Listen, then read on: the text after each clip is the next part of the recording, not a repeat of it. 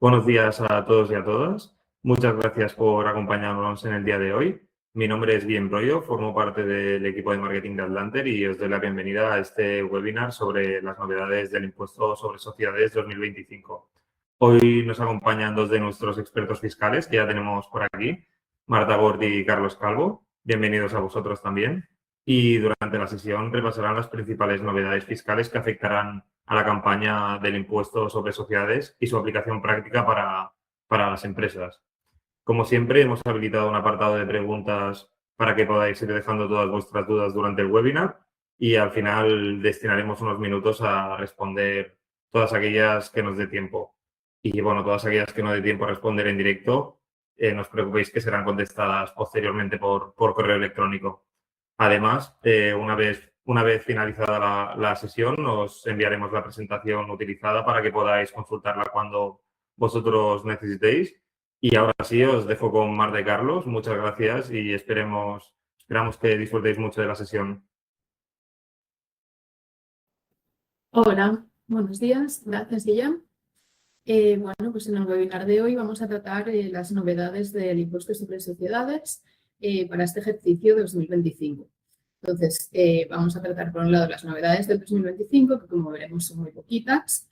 Después vamos a hacer un recordatorio de las novedades que hubo el año pasado en la campaña del impuesto sobre sociedades 2024 y que actualmente todavía siguen vigentes para el 2025. Y después, bueno, una serie de recomendaciones para los IES.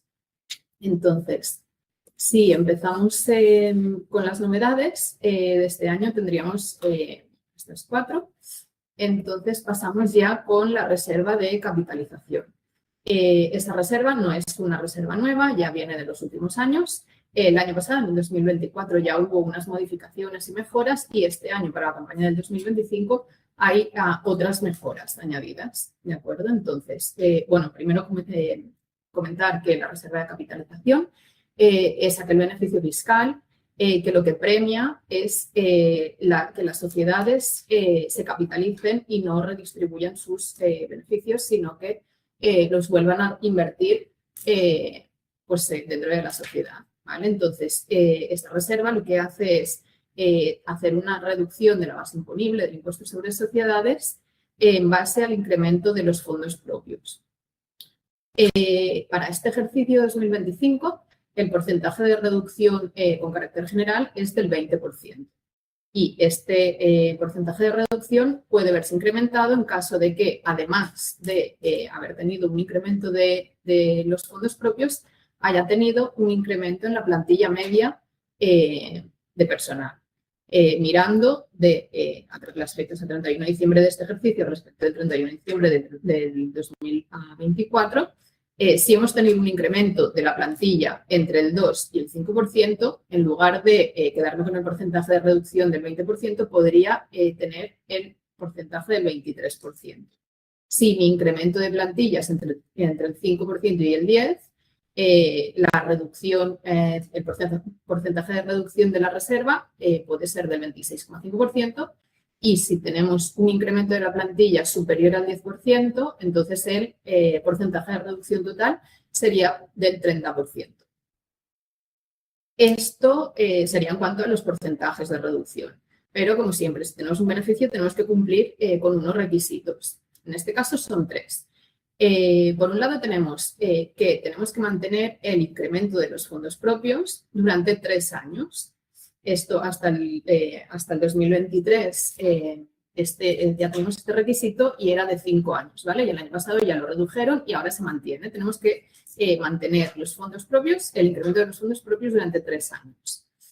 Por otro lado, otro de los requisitos es que si yo utilizo este beneficio, pues el ejercicio en que hago uso de este beneficio fiscal, de esta reserva, voy a tener que adoptar una reserva que sea indisponible durante 3 años también de plazo. Y por último, respecto al incremento de plantilla, cuando en lugar de aplicarme el porcentaje del 20%, vaya a aplicarme un porcentaje superior, voy a tener que cumplir también con el mantenimiento de este incremento de plantilla, que me da derecho al 23, al 26,5, al 30, pues el porcentaje de incremento voy a tener que mantenerlo también durante 3 ejercicios. Por último, respecto de la reserva, también comentar que existen unos límites. Estos también han sido ampliados, han sido mejorados para este ejercicio 2025. Entonces, tenemos que el límite general sería del 20% de la base imponible previa, pero si la cifra de facturación fue inferior a 1 millón de euros en el ejercicio anterior, la base, bueno, el límite de la base va a estar, en lugar del 20, va a ser del 25%. Y por último, comentar que sí, porque hemos tenido estas limitaciones durante un ejercicio, tengo derecho a aplicarme una reserva, pero la tengo limitada y no tengo derecho a usarla al completo este ejercicio, voy a disponer de los 2 ejercicios siguientes para poder aplicarme el resto de la reserva, siempre cumpliendo con los mismos límites de la base imponible previa. Otra de las novedades para este ejercicio 2025, para el IES del 2025, viene en cuanto al tipo de gravamen. Los tipos de gravamen vienen regulados en el artículo 29 de la Ley del Impuesto de Sociedades y para este ejercicio 2025 tenemos un tipo impositivo general del 25%. Esto es, es el tipo general. Para las microempresas se ha creado, esto sí que es de las novedades, se ha creado las microempresas son aquellas que tuvieron una cifra de negocio inferior a 1 millón de euros en el ejercicio anterior. Entonces, estas microempresas, en lugar de tributar al 25%, van a tener 2 tramos de tributación. Sus primeros 50.000 euros de base imponible van a tributar al 21% y el resto de su base imponible va a tributar al 22%. Por otro lado, también tenemos otra de las mejoras de los tipos, otros de los tipos reducidos sería para las entidades de reducida dimensión. Son aquellas que vienen reguladas en el artículo 101 de la ley y son aquellas que tuvieron una facturación, una cifra de negocio entre 1 y 10 millones de euros el ejercicio anterior. Estas sociedades van a tener un tipo impositivo del 24%. Luego, también tenemos en pantalla sobre las entidades de nueva creación, siempre y cuando realicen actividades económicas, que su tipo impositivo va a ser del 15% en el primer ejercicio con base imponible positiva y en el siguiente. Esto no es novedad. Cuidado en este tema cuando hay sociedades que pertenecen a grupos mercantiles, pero bueno, esto en principio no es novedad, esta ya la teníamos.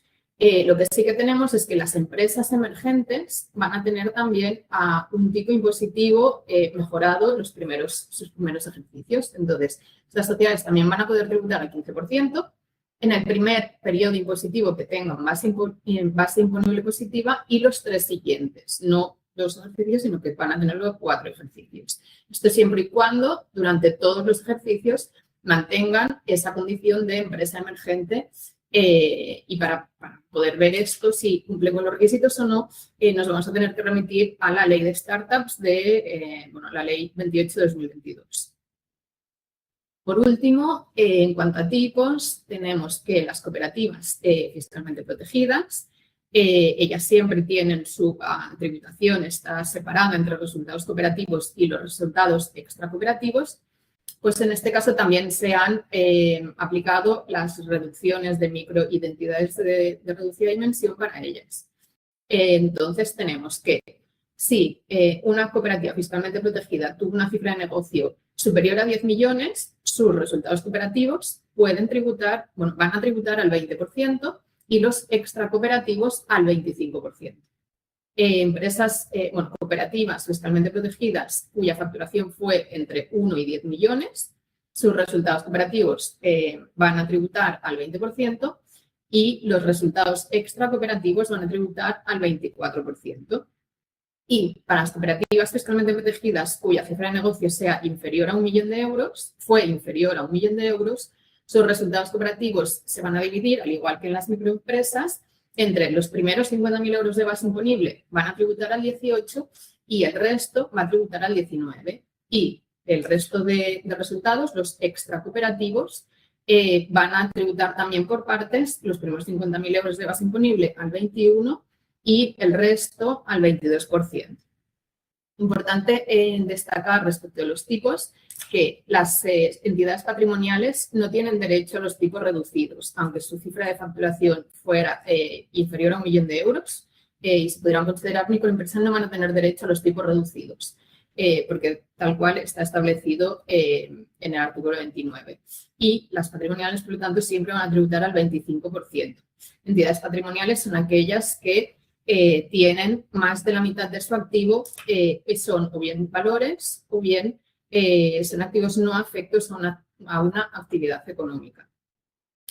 También respecto del tema de la actividad económica, bueno, quería mencionar simplemente la semana pasada que a efectos de actividad económica, bueno, el artículo 5 de la Ley del Impuesto de Sociedades es la que nos define que es una entidad patrimonial, que es una actividad económica, ¿no? Ordenación por cuenta propia de los medios de producción y recursos, o uno de ambos o uno de los dos, con la finalidad de intervenir en el proceso de distribución de bienes y servicios, ¿vale? En el caso específico del arrendamiento de bienes inmuebles, para que sea considerado que es una actividad económica, es importante que a efectos del impuesto sobre sociedades tiene que tener esta sociedad una persona empleada con contrato laboral y jornada completa, ¿vale? Si no cumplimos con este requisito, esta sociedad no está desarrollando una actividad económica, sino que es una entidad patrimonial y no va a poder beneficiarse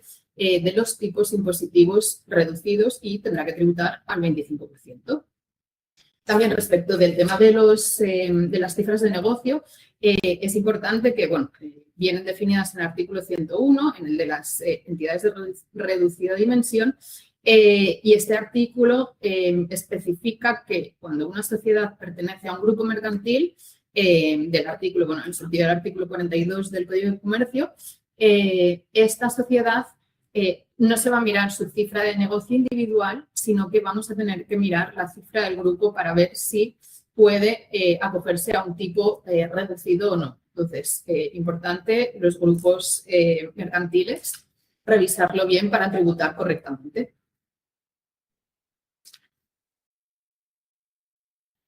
Vale, esto en cuanto a los tipos de gravamen en general para el ejercicio 2025, pero en la disposición transitiva 44 de la ley ya quedó establecido que estos tipos ya están especificados para este año y para los siguientes. Entonces, tanto para las microempresas como para las sociedades de reducida dimensión, vamos a tener ya este año 2025, pues como hemos dicho, las micro van a tributar sus primeros 50.000 euros al 21%, y el resto al 22%, pero para el ejercicio 2026 van a tributar sus primeros 50.000 euros al 19% y el resto de base al 21%, y en 2027 y siguientes sus primeros 50.000 euros tributarán al 17% y los restantes al 20%.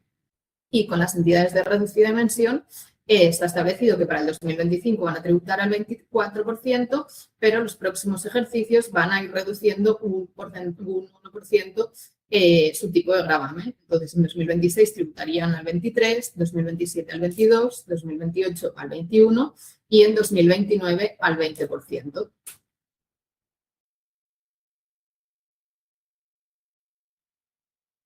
Otra de las novedades que tenemos para este 2025, bueno, no es una novedad como tal, pero hace referencia a la tributación mínima. Esa está establecida en el artículo 30 bis. Y esto, bueno, no es una novedad porque ya tenemos la tributación mínima desde hace unos años, ¿vale? Desde el 2022. Esta tributación mínima afecta a dos tipos de contribuyentes, esto no ha cambiado.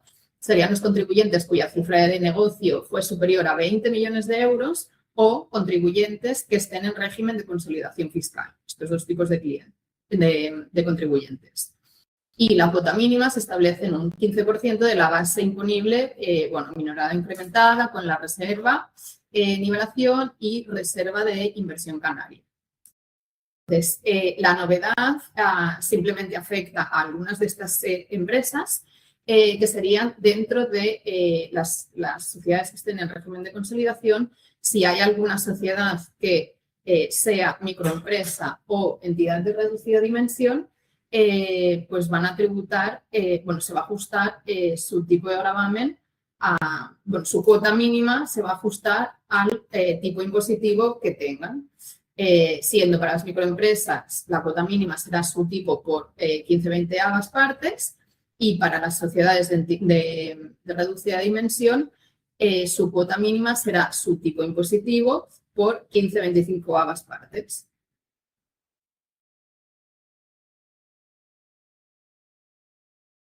Vale. Por último, bueno, la última de las novedades sí la voy a comentar muy rápidamente porque es una cosa muy específica que no afecta a todos los contribuyentes, sino que es novedades en la RIC, ¿vale? Las RIC son la Reserva de Inversión Canaria y tienen un incentivo fiscal que reduce la base imponible del impuesto sobre sociedades por reinvertir en Canarias. Estas inversiones pueden ser activos fijos que afecten o sea, activos fijos afectos a actividad en Canarias, pueden ser participaciones, pueden ser I+D en Canarias, rehabilitación de inmuebles, etcétera, etcétera. Hay muchos, bueno, hay diversos tipos de inversiones. Este año el foco se ha puesto, las novedades vienen más bien hacia la vivienda en alquiler, que puede ser vivienda protegida o no protegida. Debe ser para uso de vivienda habitual y queda excluida la vivienda vacacional y, bueno, y admite intermediación en entes públicos. Bueno, esto es un tema a estudiar muy específico, entonces, si algún contribuyente pues, ha hecho inversiones en Canarias, pues tiene que estudiar bien porque puede tener, bueno, unas oportunidades fiscales importantes y se deben de estudiar pues, caso a caso. Entonces, ya doy paso, ya hemos acabado con esto, las novedades de la campaña 2025, del impuesto sobre sociedades 2025, y voy a dar paso a mi compañero Carlos para que haga el recordatorio de las novedades que hubo el año pasado, pero que siguen vigentes este ejercicio.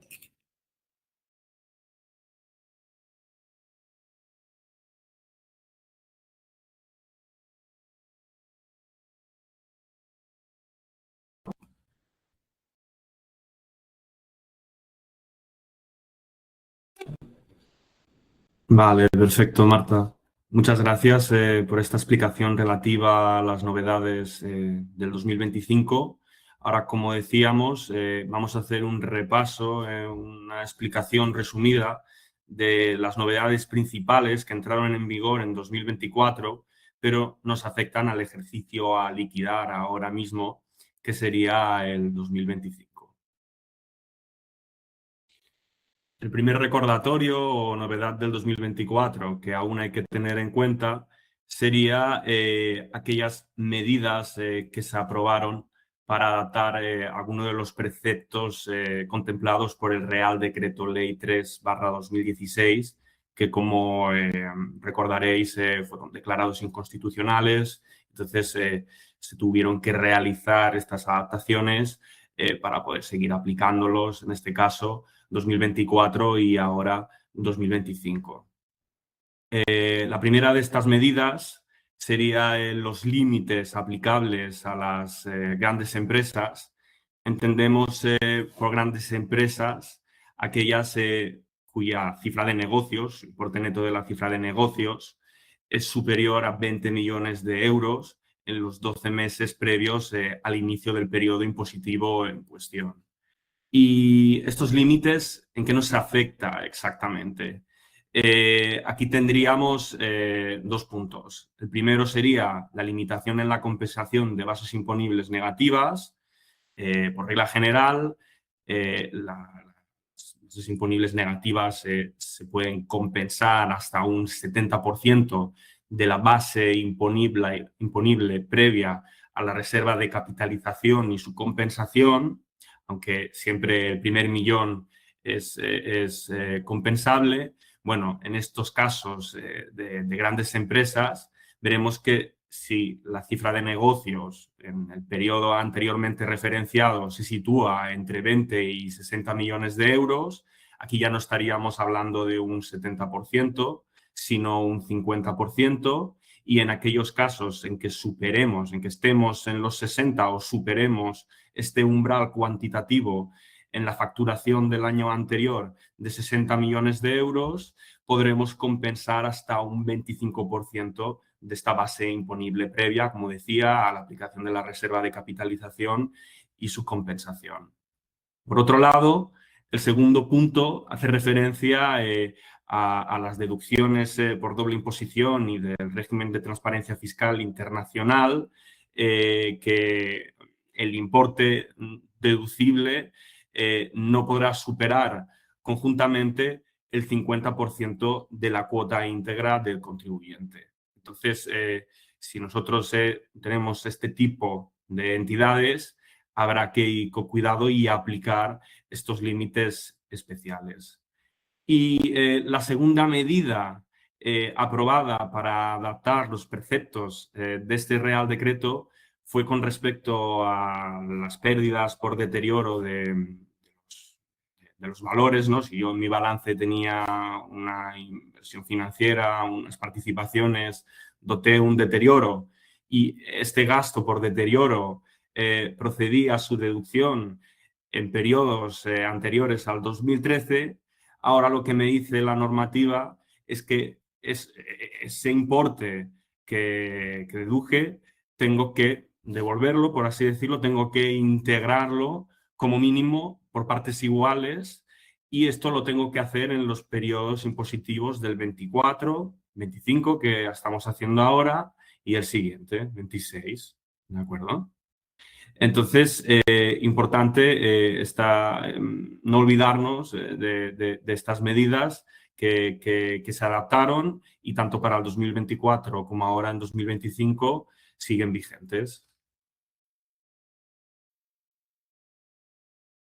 Ahora vamos a hablar de la libertad de amortización. Recordemos que en 2024 se aprobaron varias medidas relacionadas con la libertad de amortización y básicamente cuando hablamos de libertad de amortización lo que nos referimos es el gasto normalmente el gasto por amortización se tiene que deducir en proporción a la depreciación efectiva del activo, a su vida útil, esto contablemente, pero en los casos de libertad de amortización, fiscalmente, en el mismo periodo de la inversión podremos deducirnos íntegramente el importe de esta inversión, ¿no? Tenemos libertad para esa amortización imputarla temporalmente como nosotros deseemos, ¿no? Pero en una serie de inversiones muy específicas. Y la primera que tendríamos aquí serían las inversiones que utilicen energía procedente de fuentes renovables. Esta medida la tenemos reflejada en la disposición adicional 17ª de la Ley del Impuesto sobre Sociedades y en este precepto legal se indican los requisitos que se tienen que cumplir. No es solamente hacer la inversión en este tipo de elemento de inmovilizado, también hay unos requisitos adicionales que podéis ver en pantalla aquí debajo de las negritas. El primero es que el activo entre en funcionamiento en 2023, 2024, 2025 y 2026, pues tiene que ser en estos periodos. Luego también se me exige como, y esto no es nuevo porque en otras medidas del impuesto sobre sociedades, incentivos, también existe este requisito de mantenimiento de plantilla en los 24 meses posteriores al inicio del periodo impositivo en el que entra en funcionamiento esta inversión, la plantilla media de la sociedad tiene que ser la misma o haber aumentado con respecto a la plantilla media de los 12 meses anteriores, ¿no? Hay que calcular estas dos medias y si la primera resulta que es inferior, tanto no mantenemos la plantilla, pues esa libertad de amortización habría que devolver, ¿no? Entonces, al final aquí es un requisito que tenemos que mantener en el tiempo, en este caso. Luego, la cuantía máxima de la inversión que se puede beneficiar de la libertad de amortización sería €500.000, 500.000 euros. Muy importante también mantener una serie de documentación que también se puede encontrar en esta disposición adicional y que es un requisito más para poder aplicar este incentivo, esta libertad de amortización, que nos va a suponer más que un ahorro fiscal. Las libertades de amortización lo que suponen, lo que implican es un ahorro financiero, ¿no? Porque el impuesto sobre sociedades, todo aquel gasto que pueda adelantar financieramente, mejor, ¿no? Y los ingresos, pues, sería postergarlos, ¿no? Si se puede, pero aquí estamos hablando de gastos.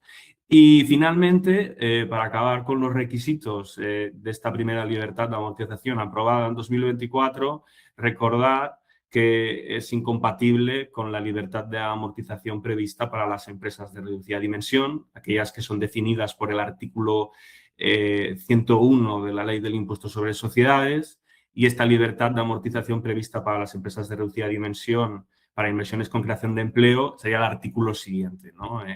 El 102. Entonces, si somos una entidad del 101, pues tenemos que elegir, ¿no? ¿Voy por el 102 o voy por la disposición adicional 17ª? Porque ambas libertades de amortización son incompatibles. Seguimos con más libertad de amortización y muy vinculada al tema de la sostenibilidad y el respeto al medio ambiente, ¿no? Fue un poco esta la línea en 2024. Pues en la disposición adicional siguiente, la 18ª, tenemos también libertad de amortización, pero en este artículo sería para vehículos eléctricos y las nuevas infraestructuras de recarga necesarias para que estos vehículos eléctricos puedan funcionar. Y aquí los requisitos, muy relevante, que hablábamos antes del concepto de actividad económica, tienen que ser los vehículos y estas infraestructuras tienen que estar afectas a una actividad económica. Si soy una entidad patrimonial y no realizo una actividad económica como tal, pues aquí complicado, ¿no? Aplicar este incentivo. Y aquí también hay un requisito de entrada en funcionamiento, un requisito temporal que me dice que estos vehículos eléctricos y nuevas infraestructuras de recarga tienen que entrar en funcionamiento en los periodos impositivos que se inicien en alguno de estos años, ¿no? 2024, 2025 y 2026. Aquí no lo hemos puesto, pero para que no quede en el olvido y que se tenga en cuenta, en esta disposición adicional, aparte de este requisito, también hay otro requisito documental, como hemos visto en el caso anterior. Entonces, muy importante cuando yo vaya a aplicar cualquiera de estas dos libertades de amortización aprobadas en 2024, tener toda la documentación técnica preceptiva, porque en ausencia de esta documental, la libertad de amortización podría peligrar, ¿no? Entonces, importante este aspecto también más formal. Vamos más novedades en 2024 que afectan al 2025. Aquí también hubo un cambio en la forma de cuantificar los gastos financieros deducibles. Esto lo tenemos en el artículo 16 de la Ley del Impuesto sobre Sociedades y como sabréis, pues los gastos financieros netos son totalmente deducibles el primer millón, ¿no? No hay ningún problema, pero después hay un segundo límite a tener en cuenta que es verdad que si estamos hablando de pymes o entidades pequeñas, pues normalmente pues no la aplicamos porque difícilmente superarán el millón en gastos financieros netos. Pero para entidades de mayor volumen sí que es importante recordar el segundo límite, que es el 30% del beneficio operativo, ¿no? Es como una suerte de resultado de explotación, realizando una serie de ajustes que este artículo 16 establece. Pues a estos ajustes se le ha añadido uno nuevo y básicamente es que hay que excluir del beneficio operativo, que como digo, parte del resultado de explotación, pues tenemos que excluir los ingresos, gastos o rentas que no se hubieran integrado en la base imponible de este impuesto. Entonces, un poco lo que se ha buscado, yo considero, con esta medida, es pasar de un beneficio operativo contable a un beneficio operativo más fiscal, ¿no? Teniendo en cuenta, pues, estos, por ejemplo, ingresos exentos o gastos que no se integran, ¿no? en la base imponible, para ajustar la deducibilidad de los gastos financieros. ¿Vale? Luego tendríamos ampliación de la medida temporal en la determinación de la base imponible consolidada. Yo como una sociedad, si estoy en un grupo y se cumplen una serie de requisitos, no basta con estar simplemente en un grupo, pues puedo decidir si tributar en el régimen general o individual, o hay un régimen especial de consolidación fiscal que todo el grupo tributa como un solo contribuyente, y esto pues tiene ventajas financieras, a nivel de retenciones, después también con respecto a precios de transferencia. Hay una serie de ventajas que a lo mejor pues, me hacen decantarme más por este régimen especial versus el régimen general, ¿no? Que se aplica por defecto. Pues si yo estoy en este régimen especial de consolidación fiscal, para los periodos impositivos iniciados en 2023, 2024 y 2025, hay que recordar que la base imponible del grupo fiscal se determinará sumando todas las bases imponibles individuales positivas y solo el 50% de aquellas entidades que aporten una base imponible individual negativa. Hay una parte de esas bases individuales negativas que no podré deducir, ¿no? En ese momento. Entonces, esto, cuando se haga un impuesto sobre sociedades consolidado, pues no caer en el error de compensar toda la pérdida, sino que para estos ejercicios sería solamente el 50%. Pero hay una excepción que resaltamos al final, que solo afecta a 2024 y 2025, y nos dice que esta limitación de compensación de bases imponibles individuales negativas no aplicará a las bases imponibles individuales de fundaciones, ¿no? Si son fundaciones que tributan en el régimen general del impuesto sobre sociedades y forman parte del grupo fiscal, como es evidente, pues aquí esta limitación estarían libres, ¿no? de aplicarla.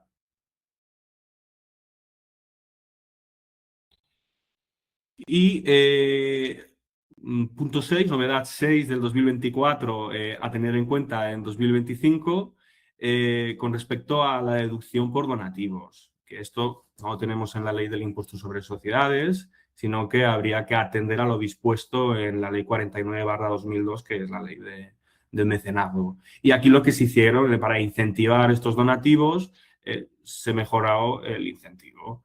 Vemos que se incrementó el porcentaje de deducción en un 40%.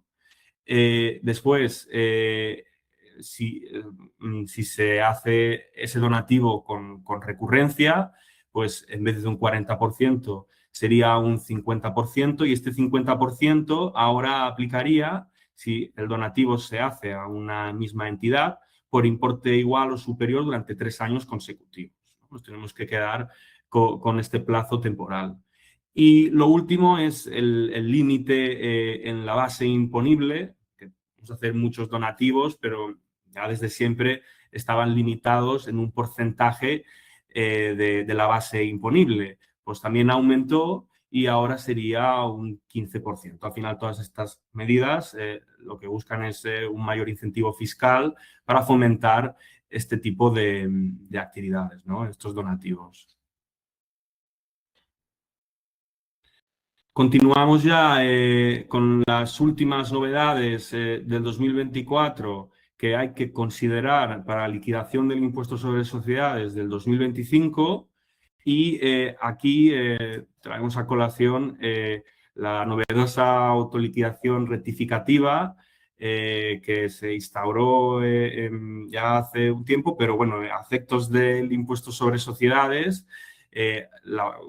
como veréis, si nosotros cogemos un modelo 200, que es el modelo del impuesto sobre sociedades del 2024 o 2025, ¿no? Cuando salga, ya esto de autoliquidación complementaria o los escritos que se hacían antes, pues ha quedado en el pasado, ¿no? Ahora, en el modelo 200 actual, veréis que solo se habla de autoliquidación rectificativa, que es el cauce general para hacer todo este tipo de rectificaciones, completar información, modificar datos de la autoliquidación presentada originalmente. Vamos con la penúltima novedad, que es el artículo 15. En el artículo 15 se enumeran los gastos no deducibles a efectos de determinar la base imponible del impuesto sobre sociedades que se basa en el resultado contable y a la que hay que hacerle una serie de ajustes extracontables. Pues igual que el impuesto sobre sociedades, que tiene que ser neutro, ¿no? Porque si no sería la pescaría que se muerde la cola, nunca acabamos con la liquidación.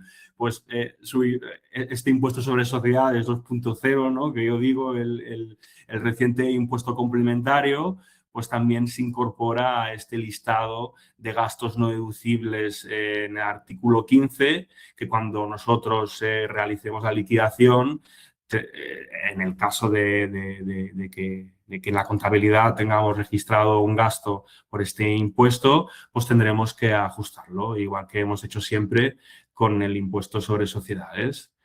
Y para finalizar con las novedades del 2024 vigentes en 2025, como comentaba mi compañera Marta, la cuota líquida mínima, la tributación mínima, esto es algo que tenemos desde hace ya unos años, pero recordad que hay una serie de entidades que estarían exentas de esta tributación mínima, ¿no? Y aquí os he puesto algunas, ¿no? Tendríamos las entidades sin fines de lucro, que tributan al 10%, luego sociedades de inversión colectiva tributando al 1%, fondos de pensiones que lo hacen al 0% y SOCIMIS que tributarán según su régimen especial. Entonces, con esto doy paso otra vez a mi compañera Marta, que os hablará ya para finalizar de las recomendaciones prácticas a tener en cuenta para liquidar un impuesto sobre sociedades con las máximas garantías.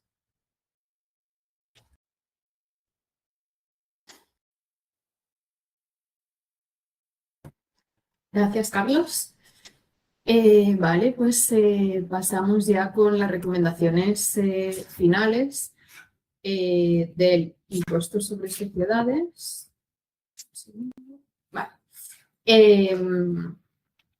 Nuestras recomendaciones de cara ya a la liquidación del impuesto de sociedades.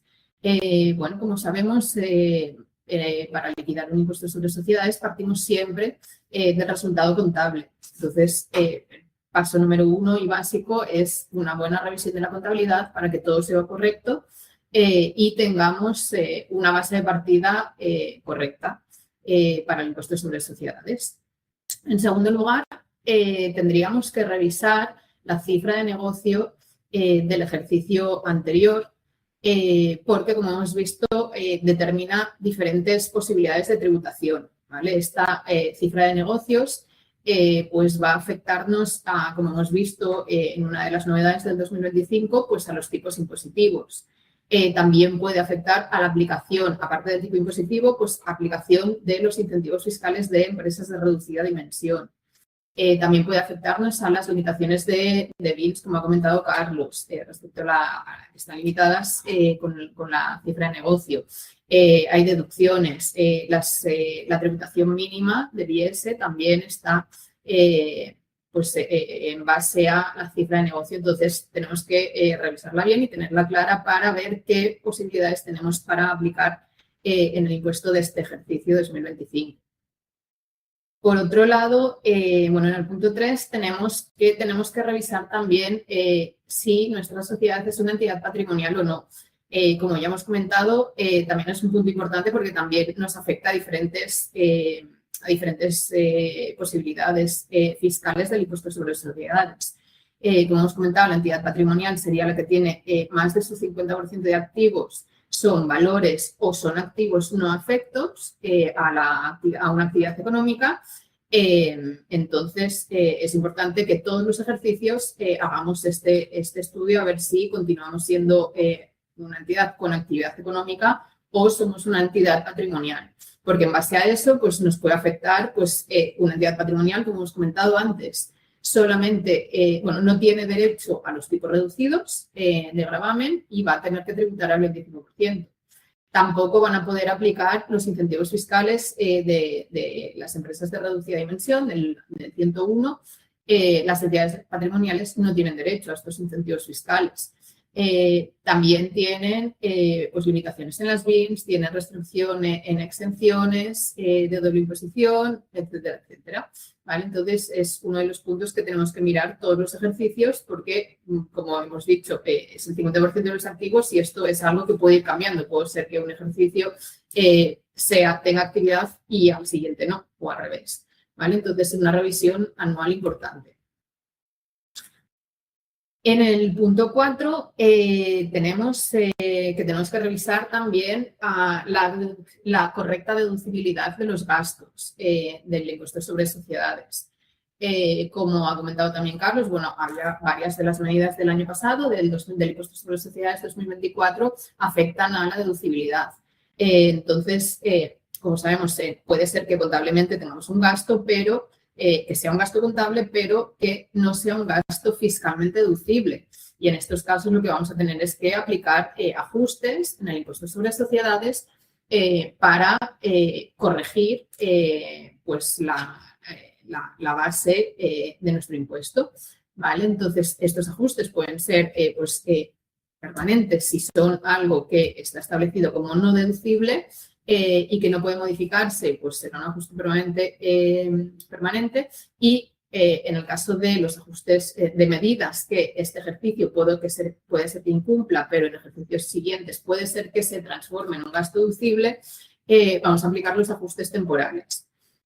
En cuanto a ajustes, también es importante, cuando estamos guiando el impuesto sobre sociedades, revisar los ajustes de ejercicios anteriores, porque quizá el año pasado tuvimos un importe que fue no deducible, pero que este año ya hemos cumplido con los requisitos para que sea un gasto deducible y podemos revertirlo este ejercicio. Entonces, siempre tenemos que revisar los ajustes anteriores para ver si tenemos derecho a revertirlos o obligaciones de ajustar positivamente.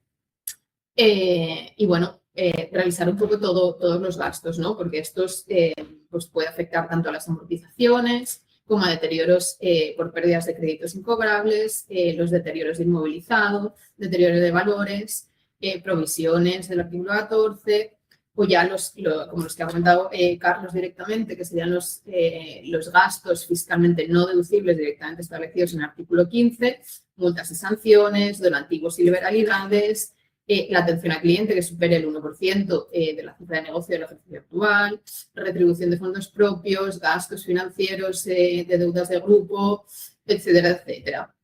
Entonces, todos los ejercicios tenemos que revisar correctamente qué gastos tenemos contabilizados y revisar su deducibilidad para, en caso de no ser deducible, ajustarlos y en caso de tener ajustes que el ejercicio anteriores fueron considerados no deducibles y en este año sí que son deducibles, pues tener derecho a producirnos la base con estos ajustes. El siguiente punto de revisión serían las operaciones vinculadas. Las operaciones vinculadas, como sabemos, están reguladas en el artículo 18. Tenemos que revisar su correcta valoración, porque esto también es importante que estén correctamente valoradas. Y la posible obligación que tengamos con la agencia tributaria de documentación sobre estas valoraciones de las operaciones vinculadas. También no olvidemos que a los 10 meses de finalizar el ejercicio social también existe el modelo 232 que es para informar a la agencia tributaria sobre las operaciones vinculadas y operaciones con paraísos fiscales. pero bueno, tenemos que tenerlas correctamente valoradas y correctamente determinadas en nuestra contabilidad para cumplir con todo.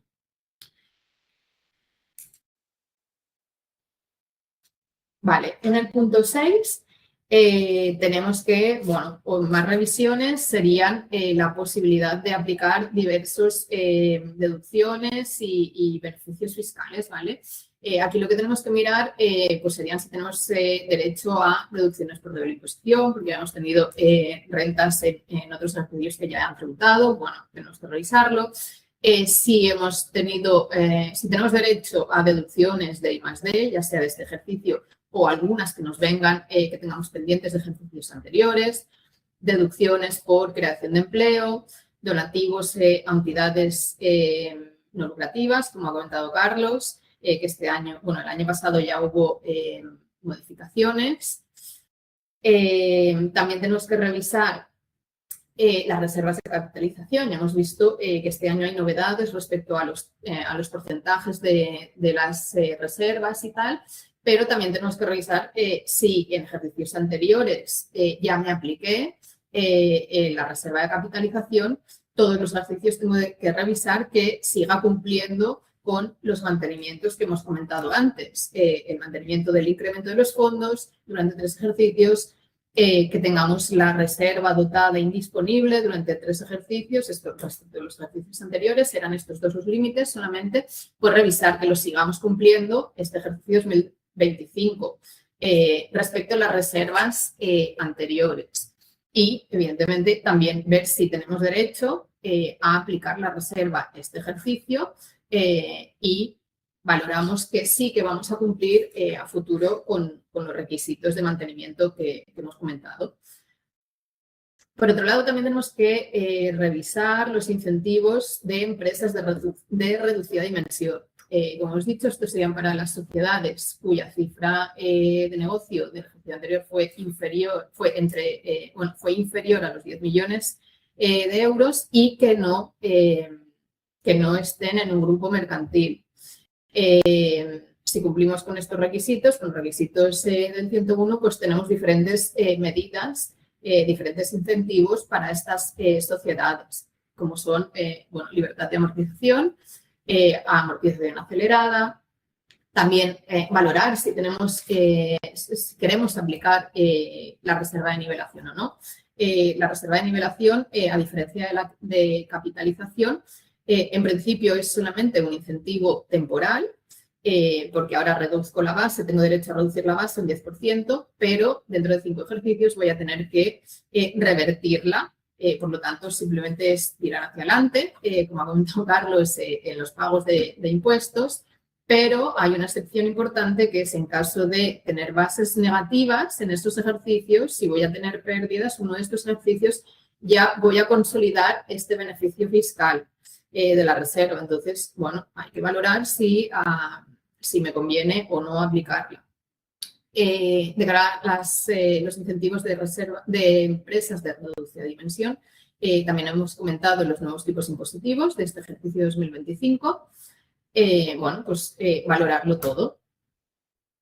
Por otro lado, tendríamos en el punto 7 la revisión de la posibilidad de aplicar exenciones, las exenciones del 21 y el 22. Si tenemos dividendos o transmisión de valores que cumplan con todos los requisitos para tener la exención, o si he obtenido rentas en el extranjero a través de un EP y cumplo los requisitos, pues lo mismo. Ver si puedo aplicar estas exenciones para no tributar por estas rentas. También tenemos que revisar, como siempre, si me han retenido, pues estas retenciones pueden ser de un alquiler, pueden ser retenciones por intereses de préstamos, bueno, diferentes tipos de retenciones.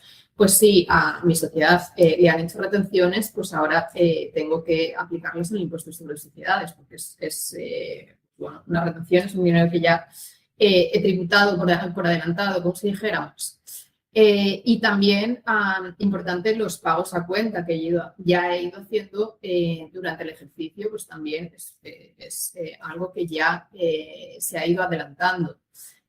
También de los pagos a cuenta es importante comentar o mencionar los pagos a cuenta obligatorios que tienen las sociedades que facturaron en el ejercicio anterior, que tuvieron una cifra de negocio superior a 10 millones de euros, estas sociedades tenían una obligación de pago a cuenta mínimo también importante. Entonces, estas sociedades también tener en cuenta los pagos que han hecho para revisar si al final la liquidación ya han pagado todo lo que deben de pagar por adelantado o no, o por lo menos descontarse lo que ya han ido adelantando. Para este punto también es importante revisar los datos fiscales que va a colgar Hacienda próximamente de las sociedades. Al igual que en renta, pues las sociedades también tienen sus datos fiscales y en este solemos ver pues retenciones, solemos ver los pagos a cuenta, también si ha habido alguna sanción o alguna multa que se nos escape. Bueno, siempre hay cositas que revisar y pues que nos pueden ayudar a no dejarnos nada. Y ya por último, tendríamos la obligación de tributación mínima. Bueno, esto ya hemos comentado, las novedades que ha habido al respecto no es novedad, pero tenemos que estar al tanto de si tenemos esta obligación, pues aplicarla. Y con esto yo creo que ya estaríamos de la presentación que teníamos preparada para hoy. Entonces, doy paso a mi compañero Guillem. No sé si ha habido alguna consulta, si algo no ha quedado claro. Genial, muchas gracias a ambos. Nos dejan ya los primeros comentarios. Si vamos con el primero que nos deja María. Interesantísimo. Tengo que abandonar la sesión. Gracias por hacerlo fácil y por mantenernos informados. Quedo a la espera del resumen para la parte que me pierdo. Enhorabuena.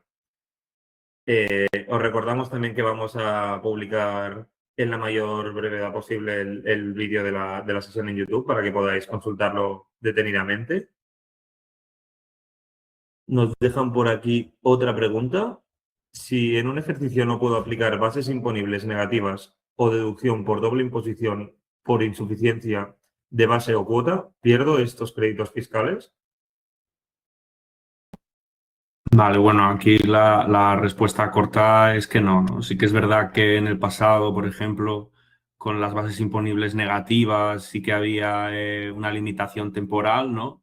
Pero estos créditos fiscales en concreto que se mencionan en la pregunta, actualmente no habría, ¿no? Una limitación temporal como si la podía haber antes. Sí que es verdad que, por ejemplo, en las deducciones, no, cuidado porque como que cada deducción funciona de una manera diferente y, por ejemplo, en los donativos, que también habíamos tratado a lo largo de esta presentación, ahí sí que habría un límite temporal de 10 años, ¿no? Por ejemplo. Entonces, esto que nos preguntan no se tiene que preocupar, que no se pierden, ¿no? Esos créditos fiscales, pero cuidado que en la normativa hay muchas más deducciones y hay algunas deducciones que sí que cuentan con este límite temporal que una vez transcurre ya caduca el derecho. Vamos con la siguiente pregunta. ¿Qué sucede si incumplo el requisito de mantenimiento de plantilla relativo al incentivo de libertad de amortización en inversiones que utilicen energía procedente de fuentes renovables?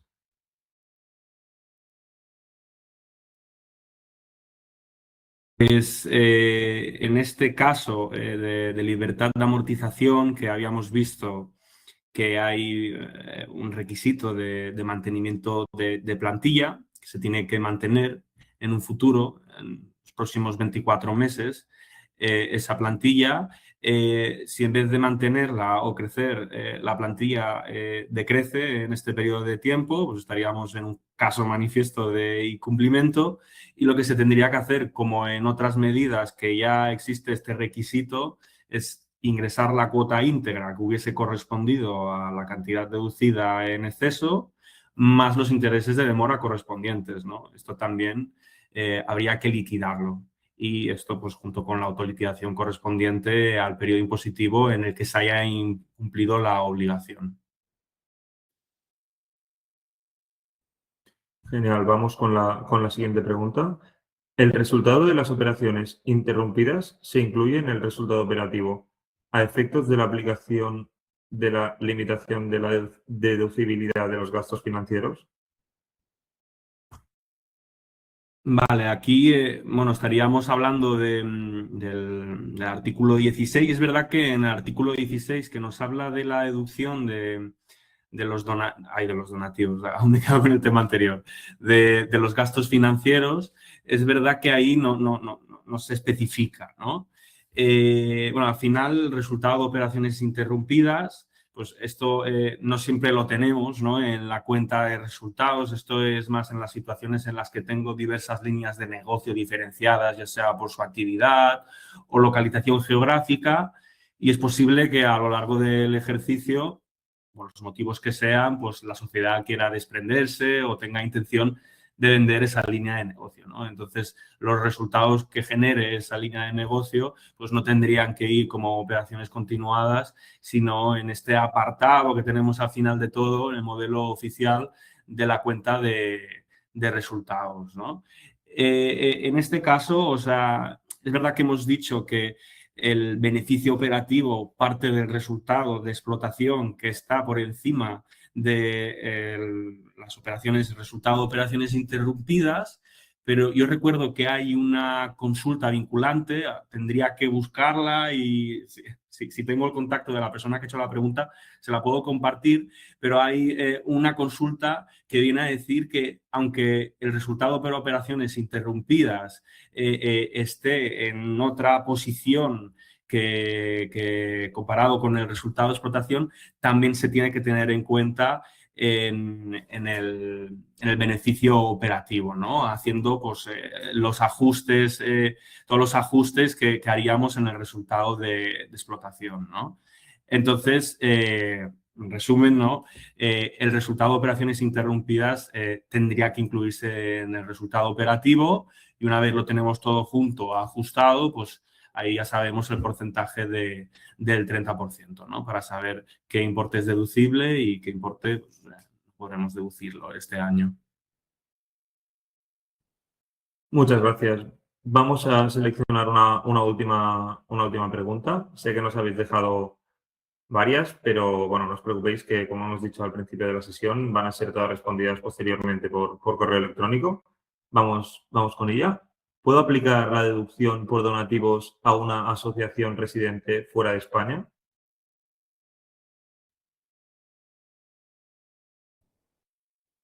Pues aquí en estos casos, yo hace poco lo estaba mirando en IRPF y en IRPF es similar. Recuerdo que hay una sentencia de la Audiencia Nacional y es que es algo recurrente, ¿no? Porque España pues siempre mete la pata, ¿no? En esto de tratar diferente a residentes, no residentes. Y lo que viene a decir la Audiencia Nacional es que esta diferencia de trato, porque la asociación sea residente en España o en Francia, por ejemplo, no se puede justificar, ¿no? Entonces, si yo hago donaciones a entidades beneficiarias del mecenazgo, pues no me pueden denegar la deducción por razón única y exclusivamente del lugar de su residencia, ¿no? Por lo tanto, aunque no sea española, ¿no? Residente aquí en España, podría aplicar la deducción por donativos. Eso sí, yo me suena recordar que la Audiencia Nacional hacía referencia a asociación residente dentro de la Unión Europea. Ahí habría que mirar si la pregunta es por una asociación, no sé, de Estados Unidos, por ejemplo, ahí sí que habría que revisarlo, ¿no? Pero recuerdo perfectamente que a nivel europeo sí que no habría ningún problema para aplicar la deducción. Genial. Con esto llegamos al final del webinar. Muchas gracias, Marta y Carlos. Gracias también a todos vosotros por acompañarnos durante la sesión de hoy. Esperamos que os haya resultado útil para preparar la presentación del impuesto sobre sociedades 2025 con mayor seguridad y anticipación. Os recordamos que recibiréis por correo electrónico la presentación del webinar y también responderemos a todas aquellas preguntas que hayan quedado pendientes. Además, al finalizar ahora la sesión, os aparecerá una breve encuesta que os agradeceríamos mucho que completéis, ya que vuestra opinión nos ayuda a mejorar nuestros futuros webinars. Y, por supuesto, os animamos a seguir a Atlanter en nuestras redes sociales para estar al día de todas las novedades legislativas y próximas sesiones que impartamos. Muchísimas gracias y que tengáis un excelente día.